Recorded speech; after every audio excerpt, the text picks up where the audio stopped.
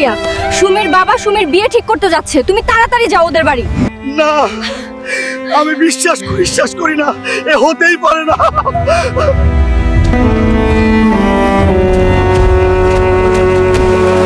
সুমি, সুমি!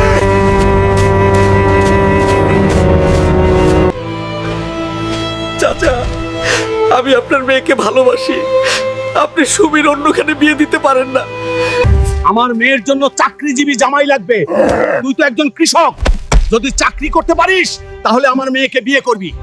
যেই হালকে আপনি অপমান করলেন, এই হালক একদিন কোটিপতি হবে। আরে যা, 2 টাকা কামাই করার মুরদ নাই, আবার কোটি টাকার কথা বলে।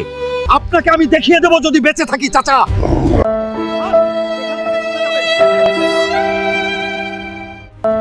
আজকে টাকার অভাব বলে তোমার বাবা আমাকে অপমান করেছে, এই অপমানের প্রতিশোধ একদিন নিবই। আগে চাকরি করো, তারপর বিয়ে করতে এসো।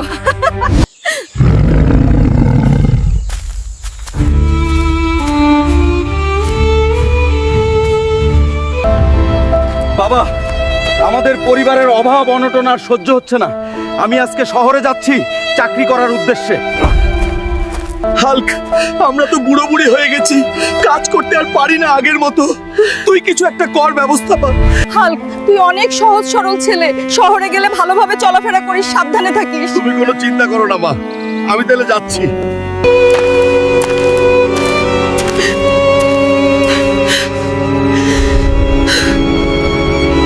ভাইয়া, আমাকে একটা কাজ দেওয়া যাবে? কাজের জন্যই এসেছি শহরে। সিট খালি নাই, ভাগ এখান থেকে তবে।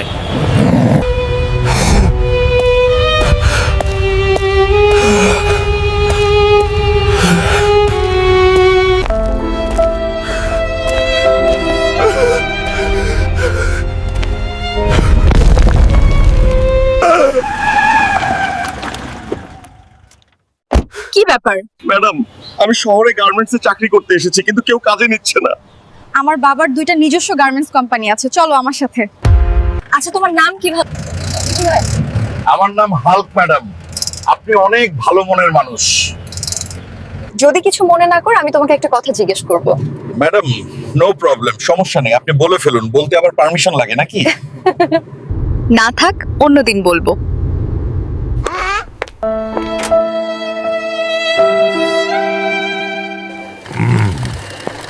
হাল্ক, তুমি অনেক হ্যান্ডসাম, তোমাকে কোম্পানির ম্যানেজার বানাবো।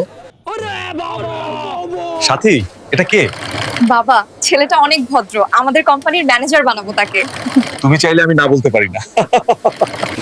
মেয়েরা, ভালোভাবে কাজ করো, এদিক সেদিক কেউ তাকাবেন না।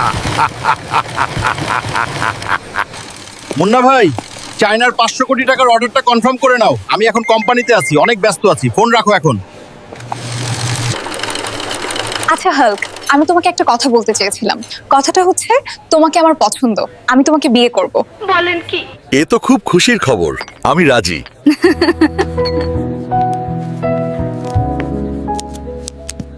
আমাদের ভালোবাসার হয়ে গেল মিলন, তোমায় নিয়ে গর্ব আমার সারাটা জীবন। ও হাল্ক, তুই গার্মেন্টস পরিচালনা করতেছিস, আনন্দে আমার বুকটা ফেটে যাচ্ছে বাবা। তোর বাবা তো অনেক খুশি। বাবা, আবার কোম্পানির মালিকের মেয়েকে বিয়ে করছিস, এ তো খুব খুশির খবর।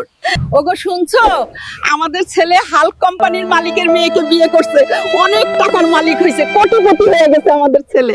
অনেক দিন হয়ে গেল, আমরা একটু গ্রামের বাড়ি থেকে ঘুরে আসি দুজনে। নো প্রবলেম, আমাদের পার্সোনাল কারে করে যাব তোমার বাবা মাকে দেখতে। গ্রামের একটা মেয়েকে ভালোবেসেছিলাম, কিন্তু মেয়েটার বাবা আমাকে অপমান করেছিল টাকা নেই বলে। ও আমাকে দেখলে অবাক হয়ে যাবে। তাই বুঝি?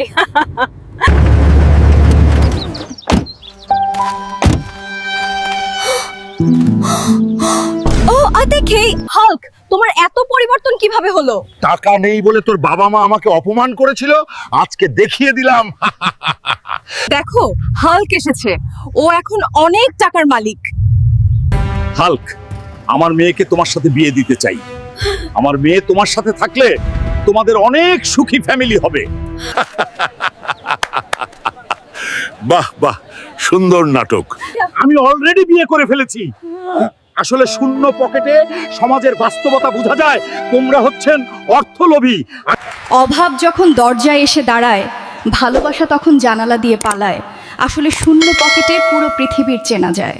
আপনার জীবনে এরকম কোনো ঘটনা থাকলে অবশ্যই কমেন্ট করে জানিয়ে দিন, আর এরকম ভিডিও পেতে চ্যানেলটা সাবস্ক্রাইব করে দিন।